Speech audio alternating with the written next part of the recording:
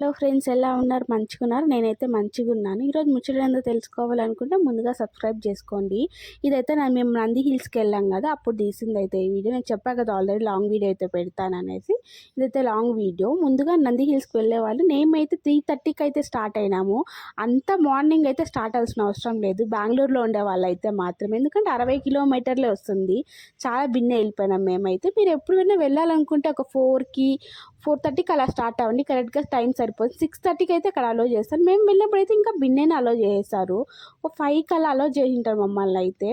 వెళ్తే మార్నింగ్గా sun rise చూసేదానికే వెళ్ళాలంట. అప్పుడు చూస్తేనే వెళ్ళేకైతే బాగుంటుంది. బెంగళూరు నుండి వెళ్ళేటప్పుడు మనము చెక్ పోస్ట్ దాటిన వెంటనే ఒక 2 రూట్లు వస్తాయి. ఒకటి కట్ అవుతుంది, అదైతే మనం ఎయిర్పోర్ట్కి వెళ్తాం. దానికైతే వెళ్ళొద్దండి. చాలామంది అయితే అక్కడ కన్ఫ్యూజ్ అయిపోతారు.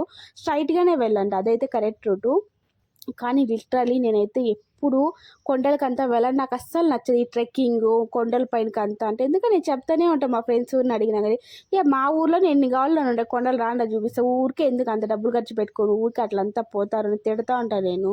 లిటరలీ ఇక్కడికి వెళ్ళినాక నా ఫీలింగ్ అయితే చేంజ్ అయిపోయింది.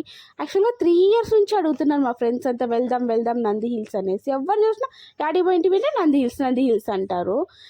నేనైతే తిట్టేదాన్ని, ఏందండి ఎందుకు అట్లా పోతా అంటారు. నిజంగా నేను పోయినాకైతే నా ఫీలింగ్ చాలా చేంజ్ అయిపోయింది. బడ్జెట్ ఫ్రెండ్, అసలు ఏం బడ్జెట్ కూడా అంతేం కాదు.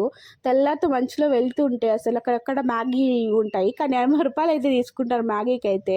నేను అంత కాస్ట్లీ మ్యాగీని ఎప్పుడూ చూడలేదు. అది ఇచ్చేది కూడా కొచ్చిస్తారు, కానీ బాగుంటుంది ఆ ఫీలింగ్. ఆ చలికి వేడి వేడిగా తింటుంటే కూడా. సన్ రైజ్ అయితే నిజంగా సూపర్ అంటే సూపర్. అసలు సన్ రైజ్ కంటే ముందుగా బ్యాక్ అంతా ఆరెంజ్ కలర్లో వస్తుంది.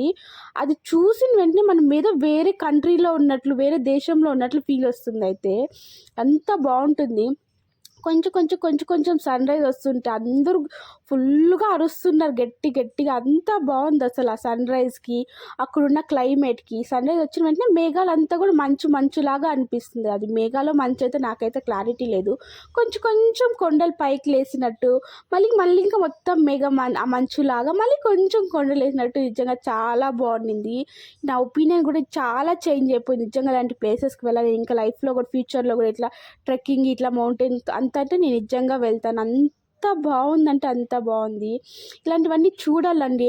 మనం చూడకపోతే నేనేంటి గొర్రెలాగా చూడ, నా ఫీలింగ్ కొండల్లో ఉండే కదా, దాంట్లో ఏముంటుంది అది ఇది అనుకున్నాను. ఇలాంటి నిజంగానే వెళ్ళాలి. మీరు కూడా వెళ్ళాలనుకుంటే ఖచ్చితంగా నంది హిల్స్కి వెళ్ళండి. చాలా అంటే చాలా బాగుంటుంది. అక్కడ పైన టెంపుల్స్ కూడా ఉన్నాయి.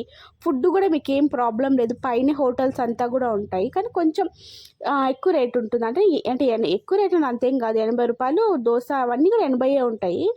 అంత బాగుంది. మీకు సదుపాయాలు అన్నీ కూడా బాగున్నాయి. పైన వాష్రూమ్స్ అన్నీ కూడా ఉన్నాయి. మీకు కావాల్సిన అంత కొండల పైన అంటే ఏమి ఉండవు, అట్లంతా ఏం ఫీలింగ్ పెట్టుకోవద్దని అన్నీ ఉంటాయి. నాకు తెలిసిన వరకు నేను చెప్తున్నాను, నేను చూసింది కాబట్టి. ఇవన్నీ బాగానే ఉన్నాయి. ప్లేస్ అయితే నీవు అడగాల్సిన అవసరమే లేదండి ఎవరిని. నిజంగా మీరు వెళ్ళాలంతే. నేను చెప్తున్నా కదా, వెళ్ళండి నిజంగానే. మీరు చెప్తున్నారు కదా డబ్బులు కూడా ఇస్తారు, ఇంకోటి ఇస్తారు, అంత ఖర్చేం నిజంగా కాదండి. అసలు మీకు 500 ఉంటే కూడా చాలు. బండి ఉంటే పెట్రోల్ పట్టుకోండి, లేకపోతే బస్సు కూడా వెళ్తుంది. బస్సు అంటే సన్ రైజ్ చూసే అంటే అయితే బస్సు వెళ్ళదు. నాకు 7 గంటలకైతే బెంగళూరు నుంచి బస్సు అయితే ఉంటుంది. డైరెక్ట్గా కొండపైనకే పిలుచుకొని పోతారు. అలా కూడా వెళ్ళచ్చు అక్కడ. అంటే బడ్జెట్ ఎక్కువ లేని వాళ్ళు అట్లా కూడా వెళ్ళచ్చు. కానీ చాలా